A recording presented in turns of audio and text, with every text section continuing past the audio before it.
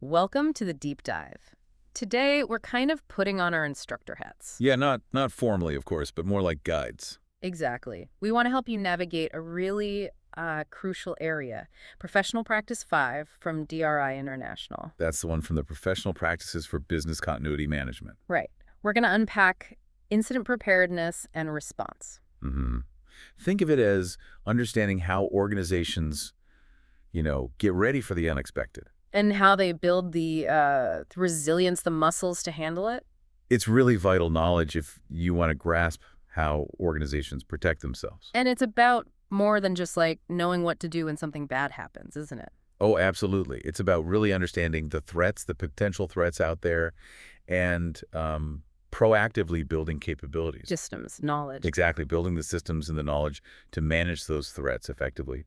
And, it's always evolving. That's a good point. This practice, PT5, it was recently enhanced, wasn't it? It was.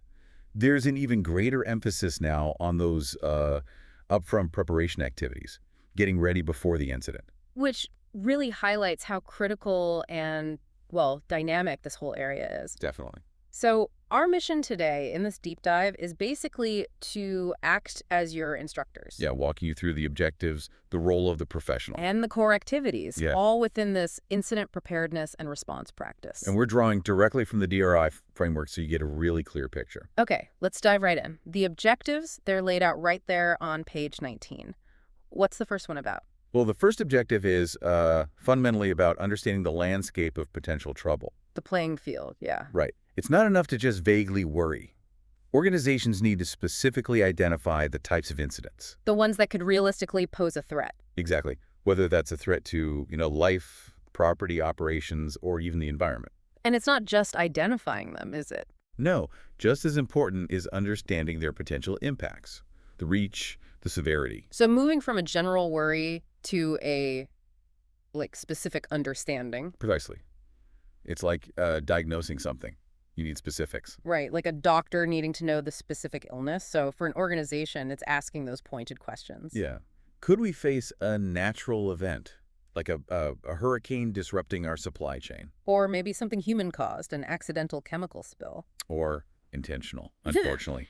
And then there's technology, a big one these days. Oh, yeah, like a major cyber attack taking systems offline. And for each of those, you need to ask, what's the potential fallout? Casualties, damage, disruption. Knock-on effects, reputation, all of that.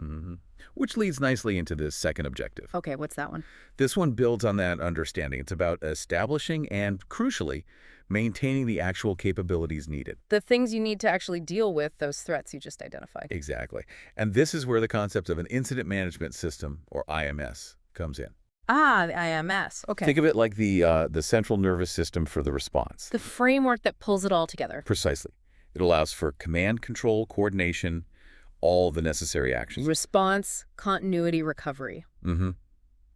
And using both internal teams and any external resources needed. So we're talking way beyond just having a dusty binder labeled emergency plan sitting on a shelf somewhere. Oh, definitely. It has to be a dynamic, well-understood system, something that can be activated smoothly. With clear communication lines, defined roles. So everyone knows exactly what they need to do and how they fit in. Right. So the big takeaway here really is that this isn't just about reacting. No, it's fundamentally about that proactive understanding and the thorough preparation before anything happens. Okay, that makes sense. Let's shift gears now to the professional's role in all this. Also on page 19, what does that person actually do? Well, the person responsible for this, their role is really multifaceted. It's quite broad. One primary responsibility is being the organization's risk radar, you could say. Okay, constantly scanning for trouble. Pretty much. Proactively identifying potential hazards, threats to life, property, operations, environment. That requires a pretty wide awareness, I imagine, different types of risks, where they come from. It does. And then a crucial follow-up is navigating the often complex world of regulations. Ah, compliance. Always fun. Yeah. This professional needs to pinpoint all the applicable rules. Health and safety, fire, life safety. National security, environmental, cyber, infosec. The list goes on. It really does. And it's not just one layer. It's federal, state, or provincial, regional, even local sometimes. Wow, okay. That's a significant puzzle to piece together. It is. The breadth of that regulatory landscape is something else. It's a whole web of obligations. So after identifying risks and regulations, what's next? Next, they need to become an expert in resource mapping, Resource mapping, meaning? knowing what internal departments and external agencies can actually help in an incident. Ah, okay. Not just who they are, but what they can do. Exactly. Understanding their specific capabilities for different incident types, protecting life, property, environment. So it's like building a super detailed emergency contact list. Kind of, yeah. But with notes on what each contact actually brings to the table. Internal security, IT versus external fire department, hazmat, public health. All of them. Knowing who to call is only half of it. You need to know what support they can realistically provide. Got it. So you know the threats, you know the resources. What then? Then the logical step is assessing your current state of readiness, evaluating existing preparedness and response plans. Okay, checking how well the current defenses match up. Right. And this assessment needs to be grounded in that initial risk assessment, the specific vulnerabilities you found. And that detailed understanding of resources, both internal and external. Exactly. It's sort of a continuous loop, isn't it? Checking your defenses against potential threats. Making sure you have the right tools, the right people ready. Which leads directly into conducting a formal resource needs assessment. Okay, so figuring out what you're missing. Precisely. A practical step to define exactly what resources are required versus what you have. And after that assessment. Then comes the essential task of regularly reviewing those plans, making sure they stay current, relevant, effective. Because things change, right? Plans can't just be static. Absolutely not. Regulations evolve, risks change, the organization itself changes, plans have to keep pace. Makes sense. What else falls under the professional's role? They also play a key role in recommending the development of that incident management system we mentioned. The IMS, yeah. And then actively helping to implement it. It's that crucial framework for command, control, coordination during response. So this is where the abstract ideas become like concrete actions and processes. Exactly. Designing the structure, the step-by-step procedures for how the company reacts and recovers. And their job doesn't end when the plan is written, I assume. Not at all. They need to review these plans and procedures directly with the response personnel. The people who will actually be doing things in a crisis. Right. Everyone needs clarity on their roles. Plus, they facilitate coordination with all those internal and external agencies. Communication, communication, communication. It's paramount, both internally and externally during an incident. Okay, and there's one final piece to this role. Yes, a critical one. They must obtain formal leadership approval. Getting the buy-in from the top. And documenting that approval for all the plans and procedures. Without that leadership commitment, well, The effectiveness could be seriously weakened. definitely. Wow. Okay, so that role is incredibly comprehensive, from spotting potential disasters to getting top-level sign-off. It really covers a lot of ground. Let's delve into the actual activities now. What needs to be done? Starting back on page 19 with identifying hazards. Right, this first activity, identifying hazards, it's a very systematic process, looking at everything that could potentially cause harm or disruption. And the DRI framework helps break this down. It does. Into three main categories. First, you've got natural hazards. Okay, like weather, earthquakes. Exactly. Biological things like pandemics, geological like earthquakes, meteorological like storms, hurricanes. Things mostly outside human control, but with big potential impact. What's the second category? Human-caused hazards. These can be accidental. Like a chemical spill, equipment failure. Right. Or, unfortunately, intentional. Things like terrorism or even nuclear incidents in some contexts. Okay. And the third category? Technology-related hazards. Yeah. Which is, as we said, a huge area now. IT outages, cyber attacks. Failures of critical infrastructure or equipment, yeah, all that stuff. So you have these broad categories. What's the next step? For each category, you need to identify specific, foreseeable scenarios. It's not enough to just say natural disaster. And you need to get specific. Like, what kind of natural disaster is relevant here? Exactly. Or instead of just cyber attack, think about specific vectors. Right. Ransomware, locking down data, maybe. Yeah. Or a denial of service attack taking down your website. Right. And for each specific scenario, you need to note down key information. Like what? Like the probability of it actually happening, the potential magnitude or scope. How big could it get? Where would it hit? The specific areas affected within the organization. And also, critically, the vulnerabilities of the assets at risk. Where are the weak spots? What makes something more susceptible to that particular hazard? Yes. And finally, what prevention or mitigation strategies are already in place. Okay, so what are we already doing to stop it or lessen the blow? It's about taking that realistic look at both the threats and your current defenses. Right. And then for each specific incident type you've identified, You need to outline the potential impacts in detail. not just the obvious stuff. No, it includes the direct impacts like casualties, property damage, environmental contamination. But also the less obvious. Yeah, like reputational damage, financial losses, regulatory fines. Or even just being unable to do critical business activity. Exactly. So you can see it's a very structured, logical way to think through potential problems. It really forces you to be systematic about it. Okay, what's the second core activity? Identifying regulations. Yes, activity 2, identifying applicable regulations. This is on page 21. It's about ensuring everything is, well, legally sound, not just good practice. Making sure you're compliant. Right. Identifying and understanding all the relevant regulatory requirements, and even entity-specific ones, for incident preparedness and response. And we touched on this earlier. It's a broad range. It really is. Health and safety, fire, life safety, national security, environmental, cyber, information security. And at all levels, federal, state, regional, local. It really underscores that multi-layered, sometimes complex legal landscape organizations operate in. Okay, activity 3, identifying resource availability and capabilities. What does that involve? This shifts focus to the stuff and the people you need in an incident. Okay. It's about thoroughly identifying what's available, both internally and externally, and really understanding their capabilities. And how do you start that? It begins with building relationships, actively establishing strong working connections with key players before anything happens. So it's not just about swapping phone numbers when the crisis hits. Definitely not. Yeah. It's about building communication lines, understanding roles, fostering collaboration beforehand. Internally, that means reaching out to departments like EHS, security, facilities, HR. Yep. Gathering any existing plans they have, understanding who's responsible for what within the organization. And externally. That means proactively engaging with public agencies, Homeland Security, local emergency management, fire, police. Hazmat teams, rescue services, cyber response units. All of them. The goal is to understand their requirements, their procedures, the resources they can bring. And building those liaison relationships so you know who to talk to. Crucially, it really shows how interconnected an organization's response is with that wider network. Makes sense. Okay, activity 4. Assess incident preparedness and response plans, using all that info gathered so far. Exactly. You take the hazards, the regulations, the resource picture, and use it to assess your existing plans. A detailed evaluation across different areas. Right. Starting with life safety measures. Yeah. Super critical. Like evacuation protocol. Evacuation, shelter in place, lockdown procedures, even run, hide, fight, guidance for active threats. And knowing where everyone is, personnel accountability. Absolutely vital. Yeah. Then the assessment looks at health, hygiene, safety protocols, how you'd handle medical emergencies during an incident. Property protection comes next. Yep.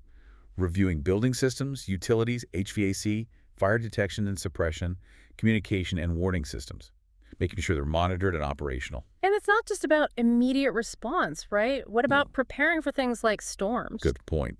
The assessment also includes analyzing property conservation activities, proactive steps for forecasted events, like boarding windows or moving equipment. Okay. What about hazardous materials? Also critical, reviewing containment protocols for spills or leaks, how to prevent injury, environmental damage. Knowing the systems for containment, and importantly, the notification requirements for authorities. Exactly. And finally, this assessment looks outward too. Expected response times and capabilities of public services, fire, EMS, rescue, hazmat contractors. So it's really getting that complete picture: people, property, environment. That's the goal, a holistic view of preparedness. Moving on to activity 5. Conduct a resource needs assessment. This sounds very practical. It is. This is where you get down to the nitty-gritty of exactly what resources are required for an effective response. Based on those hazards you identified earlier. Right. It involves creating a comprehensive list of everything needed to protect life, property, and the environment for those potential incidents. And it's not just equipment, is it? No, definitely not. It's also determining the number and the specific qualifications needed for personnel, both internal and external. Do we have enough trained people? Do they have the right skills? Exactly. The assessment also requires a detailed inventory of systems and equipment. Detection, alarms, communications, warning systems, suppression, containment tools. Everything you might need. And it also involves checking on any mutual aid or partnership agreements. Are they documented? Are they current? Good point. Those need to be reliable, Critically, this activity focuses on identifying the gaps. where the needs don't match the reality. Right. The difference between required resources and what's actually available, internally or externally. Understanding those gaps is absolutely essential for smart planning and investment. Okay, Activity 6. Review incident preparedness and response plans and accessibilities. What's the focus here? This centers on reviewing the plans themselves, but also rigorously assessing the organization's actual capability to execute them. So, not just what's on paper, but can we actually do it? Exactly. It involves examining the sequence of actions for different incident types. Like, can we spot trouble quickly? Yeah. Evaluating the ability to monitor threats, promptly detect incidents. And warn people effectively. Crucially, examining the processes for warning individuals in danger, giving them timely info. How about alerting the responders? That too. Procedures for rapidly alerting internal and external first responders, getting them the right information quickly. And reporting the incident itself. A fundamental part. Having clear procedures for reporting to the right person, department, or agency. And finally, how the response adapts. Right. How the response escalates and adjusts based on ongoing situation analysis, ensuring that dynamic capability. Okay. Activity 7. Recommend and assist with implementing an incident management system. Back to the IMS. Yep. This is about making it happen, recommending its development, and actively helping implement it. Building that structured framework for command control coordination. Exactly. It starts with developing the organizational structure for incident management. Roles, responsibilities, authority lines. Delegation, succession planning, who takes over if someone's unavailable. Creating that clear chain of command for a crisis. And understanding how it fits with external systems. Key aspect. Understanding the established local, state, federal incident command systems is vital for seamless integration with external responders. Makes sense. You need to speak the same language. You do. This activity also involved developing detailed procedures for key management functions, Like what? like situation analysis, understanding what's happening, developing incident action plans, clear, actionable steps. Resource management, procurement. Yes. And procedures for incident briefings, initial reports, periodic updates to keep everyone informed. Communication again. And documentation. Absolutely critical. Creating procedures for meticulously documenting communications throughout an incident. Yeah. Provides that auditable record. Okay. And the EOC, the Emergency Operations Center. Right. Establishing either a physical EOC or a virtual one. That central coordination point. What are the considerations there? For a physical EOC, things like size, how long it needs to be occupied, necessary equipment. And whether physical or virtual. It must have the necessary communication capabilities for foreseeable incidents. Seamless information sharing. And clear management procedures for the EOC itself. Definitely. Covering operations, planning, logistics, finance admin, defining roles, communication flows, information management. And having immediate access to all the plans and policies within the EOC. Essential for effective decision-making in a crisis. This really emphasizes needing that structured, coordinated approach. It certainly sounds like it. Activity 8. Review plans with response personnel and coordinate with agencies, making sure people know the plan. Exactly. It's about making sure plans aren't just on a shelf, but are understood and can be executed. So, actively reviewing the plans and procedures with the response personnel. Yes, and assisting with practical coordination through drills, exercises, training. This is where training and familiarization really come in. It is. It's not enough to just write it down. People need to know their roles, understand procedures, know how to collaborate. And sharing info externally. Right. This part highlights identifying specific documents, pre-incident plans, emergency action plans, hazmat plans that might need to be formally submitted to public agencies. Underscoring that need for clear communication and sharing info with external partners. Precisely. Okay, the final activity, number 9. What's the last piece? The last piece brings us back to organizational commitment. Formally obtaining and documenting leadership approval. Getting that explicit sign-off from the top for all the plans and procedures. Yes.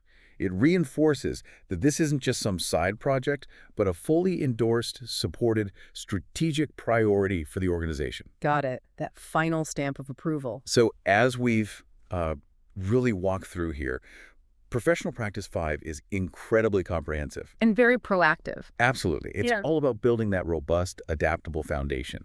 understanding threats, developing capabilities, establishing clear coordination frameworks. Preparing for those inevitable unexpected events. Exactly. And you can really see now how this practice, PP5, it doesn't exist in a vacuum, does it? Not at all. It lays critical groundwork for so many other practices. Like plan development. Plan development, crisis communications, coordination with external agencies, they all build on this foundation. They're all interconnected pieces of that bigger organizational resilience puzzle. Definitely. This whole deep dive into incident preparedness and response, it really shines a light on the often unseen efforts, doesn't it? The meticulous planning that goes into safeguarding organizations, keeping things running during disruptions. It really does. And it makes you think, consider the everyday examples of this kind of preparedness you might now recognize around you. Like fire drills at work. Or just clearly marked emergency exits in public buildings. It's all part of it. It's a good reminder, actually, of just how important it is to think ahead and be, well, thoroughly prepared for whatever might come our way.